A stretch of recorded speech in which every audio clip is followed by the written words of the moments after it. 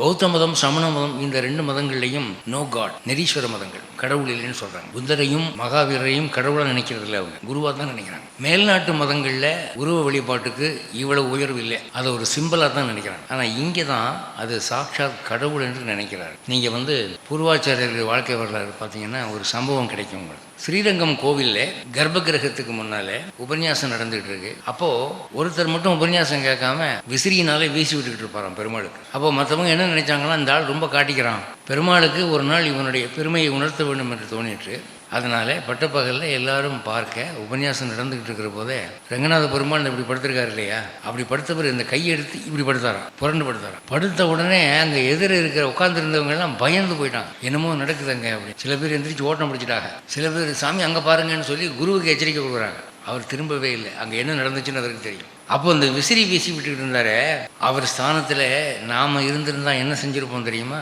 Lord Ranganatha, thank you very much. இவனுக்கு எல்லாம் என்னை ரொம்ப துக்கூடாக நினச்சிக்கிட்டு இருக்கானுங்க, நான் எவ்வளோ பெரியவங்கிறத இன்றைக்கி நிரூபிச்சிட்டீங்க, மை ஹார்ட்டி தேங்க்ஸ்ன்னு சொல்லியிருப்போம் இல்லையா.